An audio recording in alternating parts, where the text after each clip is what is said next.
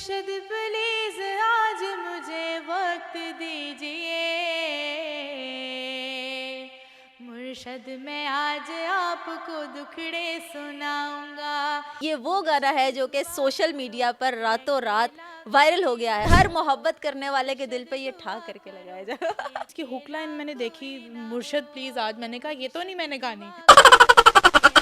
मुर्शद वक्त नहीं दे रहा इसलिए तो हम कह रहे हैं ना, मुर्शद प्लीज आज मुझे वक्त दीजिए। I was not expecting that. एक अल्लाह को लो मैं डरदी, एक मौला को लो मैं डरदी, माही यार दी घड़ोली भर दी। हम औरतों में मैंने फ्लॉज पाए कि हम औरतों में कुछ ऐसी बातें हैं जिसकी वजह से हम अपने लिए मसाइल खुद क्रिएट करती हैं। मुझसे पहले अल्हम्दुलिल्लाह कोई लड़की प्रेसिडेंट नहीं बनी। मुर्शद प्लीज आज मुझे वक्त दीजिए,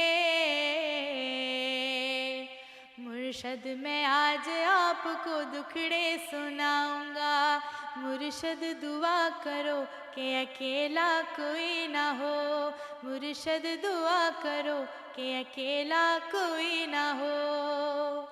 क्या बात है जनाब, क्या बात है। ये वो गाना है जो कि सोशल मीडिया पर रातों रात वायरल हो गया है और इसके वायरल होने की वजह ये है कि हर मोहब्बत करने वाले के दिल पे ये ठा करके लगाया जाए। और उम्मे लैला ने ये गाना गाया है। इनकी ज़िंदगी के बारे में इनसे बात करेंगे, इनकी स्ट्रगल के बारे में इनसे बात करेंगे। जीसी यूनिवर्सिटी की फ़र्स्ट वुमेन है जो कि म्यूज़िकोलॉजी की प्रेसिडेंट बनी है। अपनी ज़िंदगी ये किस तरह से लेके चल रही हैं।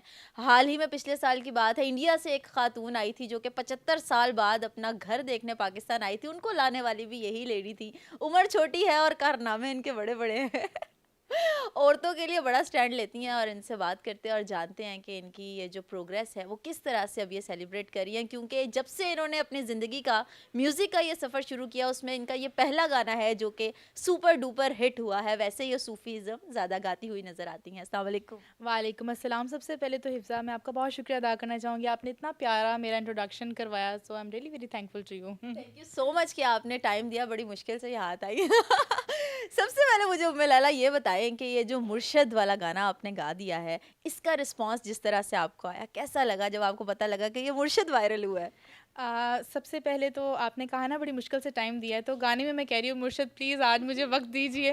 तो गाने का मैंने बिल्कुल नहीं सोचा था कि ये वायरल होगा या जो भी है। मैंने रिकॉर्डिंग करवाई और जब मैं स्टूडियो गई रिकॉर्डिंग के लिए तो जब इसकी हुक लाइन मैंने देखी, मुर्शद प्लीज़ आज, मैंने कहा ये तो नहीं मैंने गानी, ये क्या है।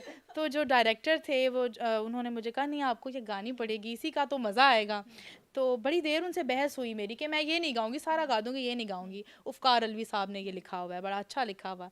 ख़ैर मैंने गा दिया जैसा भी गाया। और फिर उसके बाद उसके जो वीडियो था उसको लेके भी मेरे कुछ थे तहफ़्फ़ुज़ात। वीडियो बिल्कुल हाँ, अकेली आपने किया, उसके अंदर हाँ, मुझे कोई मुर्शद नहीं नज़र हाँ। आया। और जो दूसरा शख्स है उसकी अलग वीडियो है। ये क्या लड़ाई हो गई थी आप लोगों की? नहीं, नहीं, जो जो दूसरा शख़्स है उसने अपने मुर्शिद के लिए गाया। मैंने अपने मुर्शिद के लिए गाया अकेले-अकेले, और मुर्शिद वक़्त नहीं दे रहा इसलिए तो हम कह रहे हैं ना, मुर्शिद प्लीज़ आज मुझे वक़्त दीजिए। असल में ऐसे ये हकीकत है कि जिसको आप मान लेते हैं वो आपके सर पे चढ़ के नाचता है। दिल से गाया ये गाना आपने, ऐसा क्या था कि आपने इतना दिल से गाया?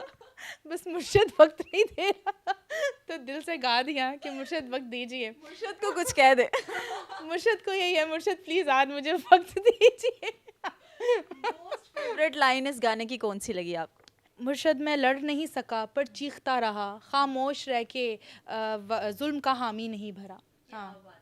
अच्छा उम्मे लैला, आपने बेशुमार गाने गाए हैं, सूफीज़्म, नातिया कलाम, न जाने क्या किया, कितने कॉन्सर्ट्स किए। ये वाला गाना आपको था कि इतना वायरल हो जाएगा? सबसे पहले तो I was not expecting that. मुझे याद है कि जिस दिन ये रिलीज़ हुआ, मुझ तक इसका लिंक पहुंचा, तो मैं किसी इवेंट से आई थी, मैं थक गई, मैं सो गई। तो सुबह उठी, मुझे बहुत ज़्यादा कॉल्स आई हुई थी, बहुत ज़्यादा अननोन नंबर से भी थी, बहुत ज़्यादा कॉल्स थी। मैंने कहा पता नहीं क्या ऐसे आती रहती हैं। तो उसके बाद कुछ हमारे मीडिया से, कुछ हमारे भाई हैं, हमारे बड़े हैं लोग, उन्होंने मुझे कुछ अखबारों के आर्टिकल्स भेजे हुए थे। उसमें काफ़ी बड़े नाम थे अखबारों के कि आपकी तस्वीर छपी है क्या। मैंने कहा ये पता नहीं, इसने बंदे ने खुद ही मेरी तस्वीर लगा के तो मुझे एडिट करके भेज दी हैं। उसके बाद फिर एक दो चैनल्स पे मैंने देखे हुए हेडलाइन, मैंने कहा ये क्या हो गया अभी। तो जब मैंने यूट्यूब पे देखा तो वहाँ इतने ज़्यादा व्यूज़ नहीं थे, पर जब मैंने टिकटॉक पे देखा तो वो एक दिन में 3-4 मिलियन वो क्रॉस कर चुकी थी। मतलब कि जो उसकी एक एक वीडियो थी ना, वो 500 के प्लस जा रही थी एक रात में। तो मैंने कहा ये तो ना, इसकी वीडियो भी बिल्कुल सिंपल है, मैं भी बिल्कुल सिंपल हूँ, मैंने ब्लैक फ्रॉक पहना पर मैंने शॉल ली है, उस पर भी मैंने काफ़ी लड़ाई की कि मैं तो बिल्कुल कवर्ड पहनूंगी और मैंने बिल्कुल भी कोई ऐसे कपड़े नहीं पहने, क्योंकि मैंने सूफ़ी से स्टार्ट किया था। मगर उसका बहुत अच्छा रिस्पॉन्स आया, लोगों ने इतना पसंद किया, इतना पसंद किया, बल्कि मुझसे इस बारे में कोई पूछता है मुझे शर्म आती है, मैं कहती हूँ आपने मेरी कोई कोई और चीज़ नहीं सुनी, आपने यही यही मेरा सुना है, जो मैं इतने कलाम गा गा के मैं थक गई हूँ, वो आपने नहीं सुने। कभी भी ऐसा होता है जो चीज़ हम दिल से नहीं गाते वो वायरल हो जाती है, दिल से हम नहीं करते वो वायरल हो जाता नहीं, मैंने दिल से ये बहुत किया है। मैंने अल्हम्दुलिल्लाह आज तक कोई ऐसा काम नहीं है जो मैंने दिल से ना किया हो, दिल से मैंने बहुत किया है, मगर इसका जो रिस्पॉन्स मुझे मिला अल्हम्दुलिल्लाह, वो मैंने नहीं सोचा हुआ था है। कि दोबारा इनके साथ इस तरह का गाना परफॉर्म करने का इरादा है? जी, उनके साथ मैंने दोबारा किया है। ये आसिम उनका नाम है, जिन्होंने ये जो इसके डायरेक्टर थे, उन्होंने इसका मुर्शद पार्ट 2 करवाया है। अच्छा। वो भी एक कलाम है, वो इनकलाबी है, मतलब कि ये इसकी जो हुक लाइन है ना, मुर्शद प्लीज़ आज मुझे वक्त दीजिए, ये थोड़ी सी हमें सुनने में, गाने में थोड़ी फ़नी लगती है, मगर जब बाद में जब शायरी आती है तो वो बड़ी दिल को पकड़ने वाली आती है कि वो हिल जाता है बंदा सुन अच्छा, के। मुर्शद वैसे खान साहब को भी कहते हैं, कहीं उनके लिए तो नहीं लिखा था इन्होंने? जिसने भी लिखा था, मैंने तो उनके लिए नहीं गाया, मैंने तो जिस जिस जो भी सुनेगा उसको अपना मुर्शद याद आएगा। अच्छा, इस गाने को सुनने के बाद अब लोगों को पता लगा है कि उम्मे लैला कौन है, या उम्मे लैला को सर्च किया जा रहा है। इससे पहले उम्मे लैला को वो लोग ही जानते थे जो लाइव आपकी परफॉर्मेंस देखते थे। थोड़ा सा देखने वालों को ये भी बताएं कि कितनी स्ट्रगल है इसके पीछे आपकी? स्ट्रगल तो बहुत ज़्यादा है, अगरचे वक्त कोई इतना ज़्यादा नहीं है, 4 साल का ही अरसा है, मगर जो मेहनत है, जो फ़ाइट है, क्योंकि मेरा जो स्टैंस था वो खाली ये नहीं था कि आप गाना गाएं बस नाचें और बस बात ख़त्म, no, I was working on women empowerment, women की एक रिप्रेजेंटेशन, कि आप औरत को अगर काम करना चाहिए तो उसको किस तरह से काम करना चाहिए। मैंने जो देखा था सबसे पहले कि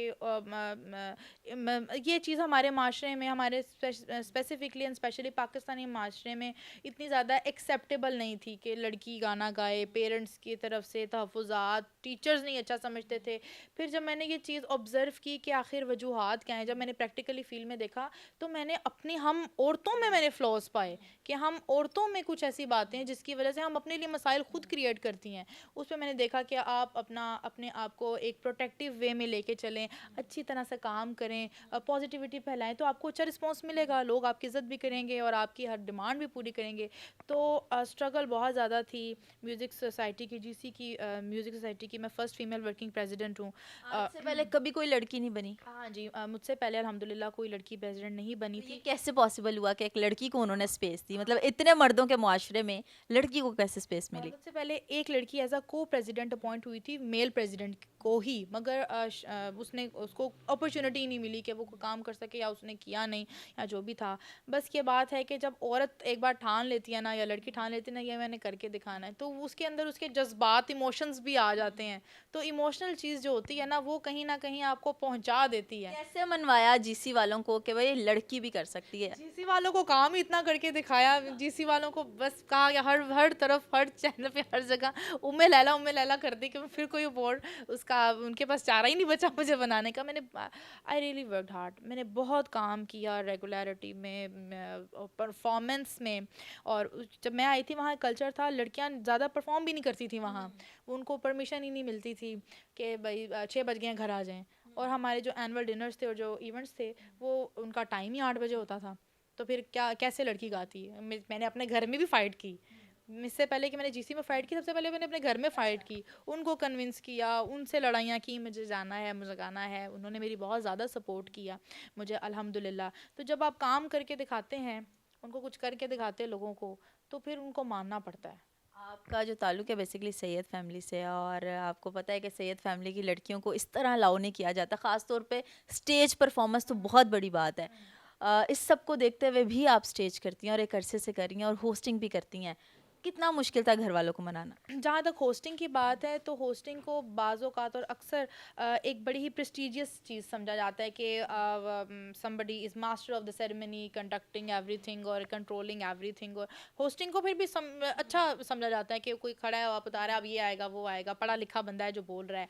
पर सिंगिंग के मामले में ऐसा नहीं है। वो कहते हैं ये तो है ही, मैं अब किसी एक तबके का नाम नहीं लूँगी, क्योंकि मैं उनको भी ये नहीं चाहती कि वो भी मलाला, थोड़ी सी हम इस पे बात करेंगे कि लोग बड़ी गलत परसेप्शन लेते हैं कि लड़की जो है वो गाना गा रही है, बैकग्राउंड सिंगर कुछ और होता है लेकिन परफॉर्मर कुछ और होता है। किस तरह लोगों की बातों का सामना है, रिश्तेदारों की बातों का सामना है, या फील्ड में रहते हुए लोग बहुत गलत डिमांड भी कर जाते हैं अक्सर औकात, उनको कैसे टैकल करते हाँ, हाँ। उसमें ये होता है कि अक्सर ही कॉल्स आते हैं, मैडम बाहर की है आपका, फ़लाने मुल्क में आपने आना है, इतने लाख रुपया ले लें, आप आ जाएँ, यूँ कर लें, वो कर लें। मैंने कहा ठीक है, आ जाएँगे, आप बता दें क्या गाना है, कहाँ गाना है, किस नौइयत का कोई कॉन्फ्रेंस है या कोई फेस्टिवल है इंटरनेशनली, क्योंकि मुल्क से बाहर है ना, तो इंटरनेशनल ही हुआ ना, आप बता दें उसकी मुझे। तो वो कुछ और ही बीच में समझ नहीं आती कि वो क्या है। तो फिर मैं कहती हूँ मैं मेरे साथ आप एक अपना मेरा फैमिली मेम्बर या मैनेजर या कोई टीम मेम्बर आएगा ऐसे, तो मैं घर से बाहर नहीं जाती, तो मैं मुल्क से बाहर कैसे आ जाऊँ। वो बड़ी फजूल और अजीबो गरीब किस्म की बातें होती हैं जो कि नहीं समझ में नहीं आती हैं। तो जो हमारी I am really very sorry to say कि जो हमारे एक स्पेसिफिक तबका है जो कि बहुत ज़रूरतमंद है या नीडी है जो भी हैं, तो लोग अपनी ज़रूरियात को पूरा करने के लिए गलत राहों में निकल जाते हैं, या जो जुर्म है वो भी अक्सर इसी वजह से होते हैं कि डिस्ट्रैक्ट हो जाते हैं अपनी ज़रूरतों को पूरा करने के लिए कुछ फ्यूचर क्या देख रही हैं स्टडी के बाद? फ्यूचर स्टडी के बाद इंशाल्लाह मैं इसी फील्ड में ही काम करूँगी और अल्हम्दुलिल्लाह अच्छा ही काम करूँगी मैं। और साथ साथ मेरी होस्टिंग और एक्टिविज़्म तो चलता ही रहेगा, वो उसके उससे तो कोई चारा नहीं है भागने का। हाँ। जाते जाते एक आखिर में एक सूफी कलाम। हो मियाँ, हो मियाँ, हो भला शाला जीवे बुलिया, चंगी हा के मंदी हा, मैं साहिब तेरी बंदी हाँ, साड़ी उजड़ गई अजाई, माही यार दी घड़ोली बरदी, एक अल्लाह कोलो मैं डरदी, एक मौला कोलो मैं डरदी, माही यार दी घड़ोली भर दी, सोना यार दी घड़ोली भर दी। क्या बात है, क्या बात है। ये थी उम्मे लैला जिनका हम इंटरव्यू कर रहे थे। वक्त कम था, बातें बहुत ज़्यादा थी, लेकिन आपने देखा कि किस तरह से ये अपने शौक़ को, अपने पैशन को जी रही हैं, अकेली लड़ रही हैं, अकेली सर्वाइव कर रही हैं। और अब इनका गाना वायरल होने के बाद इनको ऑफर्स किस किस तरह की आ रही हैं, ये फील्ड का हिस्सा, ये चीज़ें चलती रहेंगी। लेकिन wish you best of luck Umme Laila for your future. मुझे दीजिएगा इजाज़त। अल्लाह हाफ़िज़।